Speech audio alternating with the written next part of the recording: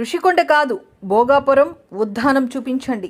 మాజీ మంత్రి గుడివాడ ఋషికొండ నిర్మాణాలపై టీడీపీ తప్పుడు ప్రచారం చేస్తుంది అని మాజీ మంత్రి గుడివాడ అమర్నాథ్ అన్నారు. ప్రభుత్వ భవనాలు వైఎస్ జగన్మోహన్ రెడ్డికి చెందినవిగా తెలుగుదేశం పార్టీ వక్రీకరిస్తుందని వ్యాఖ్యలు చేశారు. గుడివాడ అమర్నాథ్ సోమవారం మీడియాతో మాట్లాడుతూ వైఎస్ఆర్సీపీ జగన్ బదనం చేసేందుకు టీడీపీ ప్రయత్నిస్తుందన్నారు. వైఎస్ఆర్సీపీ ప్రభుత్వం రాష్ట్రపతి, ప్రధాని, గవర్నర్ ఎవరు వచ్చేనా ఉండేలా నిర్మాణాలు చేపట్టిందని, రాష్ట్రపతి, ప్రధాని, గవర్నర్ విశాఖపట్నంలో ఋషికొండ భవనాలను వినియోగించుకోవాలి. కట్టిన భవనాలు వైఎస్ జగన్ ఏమీ ఉండరు. ప్రారంభించిన భవనాలను ఎలా ఉపయోగించుకోవాలో ప్రభుత్వం ఆలోచించాలని అన్నారు. స్వాగతించారు.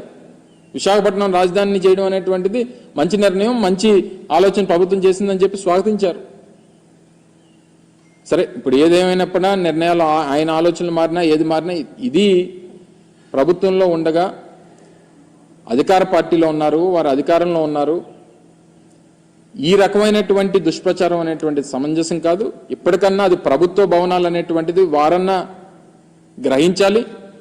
ప్రజలకు ఎలాగ తెలుసు, అదేదో జగన్మోహన్ రెడ్డి గారు సొంత ఇల్లు కట్టుకున్నట్టుగా దాన్ని చిత్రీకరించేటువంటి ప్రయత్నం మొదటి నుంచి ఋషికొండని ఆక్రమించుకున్నారు అనేటువంటి దుష్ప్రచారం చేసిన ఆక్రమణలు జరిగింది. దాని ఎదురుగా ఉన్నటువంటి గీతం కాలేజీలో జరిగినాయి.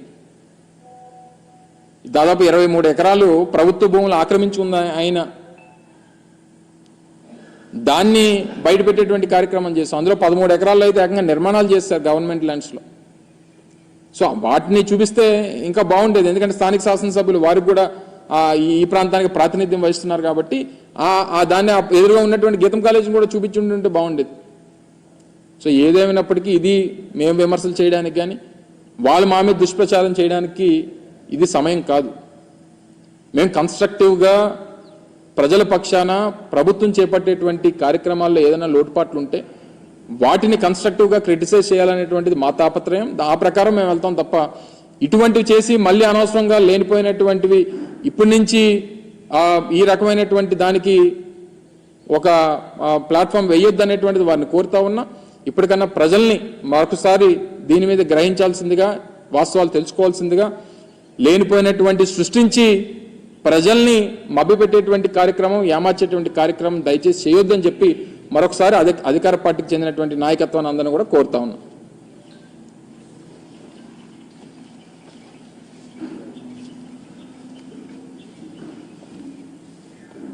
ఓకే,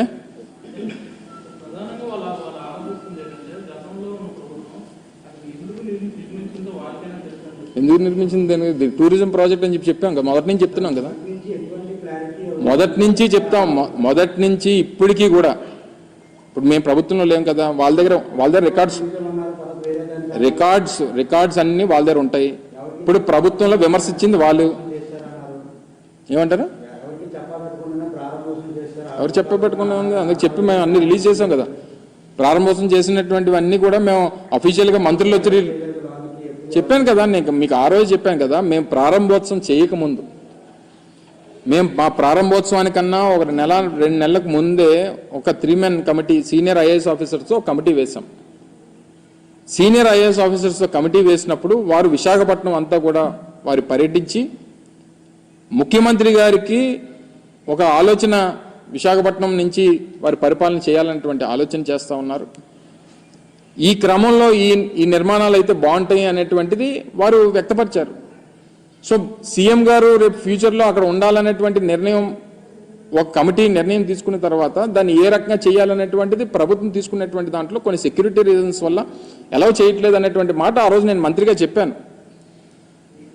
సరే, ఇప్పుడు వారు అధికారంలోకి వచ్చారు. వారు అధికారంలోకి వచ్చిన తర్వాత వారు నిర్ణయం గతంలో ఏదైతే అమరావతి అని చెప్పి మొదటి నుంచి పట్టుకున్నారో దాని ప్రకారం వెళ్తా ఉన్నారు. Well and good. ఇప్పుడు అది మొదటి నుంచి టూరిజం డిపార్ట్మెంట్ పేరిట ఉన్నటువంటి ప్రాజెక్టు. నాకు తెలిసి 86లోనే 87లోనే ఎన్టీ రామారావు గారు మొదట అక్కడ టూరిజం ప్రాజెక్ట్ నిర్మించేటువంటి కార్యక్రమం. అప్పుడు కూడా కొండలు కొట్టే కదా కట్టాడు ఆయన. అప్పట్లో తెలుగుదేశం పార్టీ ఏదైనా కొత్త టెక్నాలజీ వాడి చెట్లు కొట్టకుండా ఏదైనా నిర్మాణాలు చేశారేమో నాకు తెలియదు, కానీ అప్పుడు కూడా చెట్లు కొట్టే అక్కడ టూరిజం ప్రాజెక్ట్ పున్నమయ్య ఏదో ఉండేది అనుకోండి, హరిత టూరిస్ట్ ప్రాజెక్ట్ ఉండేది, టూరిజం ప్రాజెక్ట్.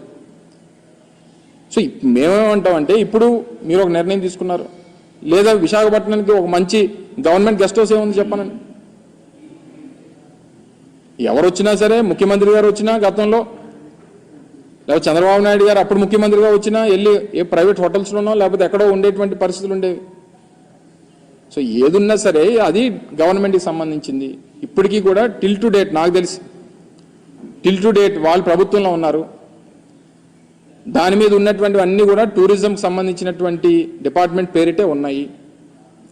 ఏ రకంగా వినియోగించుకోవాలనేటువంటిది ప్రభుత్వం నిర్ణయం తీసుకోవాలి, ప్రభుత్వంలో ఉన్నటువంటి పెద్దల నిర్ణయం తీసుకోవాలి. సో దాని ప్రకారం తీసుకోమని చెప్పి మేము కోరుతా ఉన్నాం. దీన్ని ఎవరి మీద రుద్ది ఇది పలానా వాళ్ళది అని చెప్పానంటే అర్థం లేదు కదా. సో దాని ప్రకారం వారు అనవసరమైనటువంటి తప్పుడు ప్రచారం చేయొద్దనేటువంటిది మా తాలూకా మనవి. ప్రభుత్వానికి సంబంధించిన ఆస్తి ప్రభుత్వానికి ఏ రకంగా ఉపయోగపడాలనేటువంటిది వారు చూసుకోవాలనేటువంటిది మేము కోరుతా ఉన్నాం. దాని ప్రకారం వారు అడుగులు వేయమని చెప్పి మరి మా రిక్వెస్ట్. అంటే సుమారు 5 కోట్లు పెట్టి నిర్మించారు కదా సార్, దాని మీద వాళ్ళు ఎక్కువగా అంత పెట్టి నిర్మించాల్సిన అవసరం లేదు కదా అని చెప్పేసి. ఇప్పుడు ప్రాజెక్టులకి ఎంతెంత ఖర్చు అవుతాయమ్మా? ఒక ప్రాజెక్ట్కి ఒక రకమైనటువంటి ఎక్స్పెండిచర్ ఉంటుంది. ఇప్పుడు తీసుకొని వెళ్ళి ఏదో చూపించారు, అన్ని చూపించి వాళ్ళే రేట్లు ఫిక్స్ చేసేస్తున్నారు. తెలుసా మీకేమన్నా అఫీషియల్గా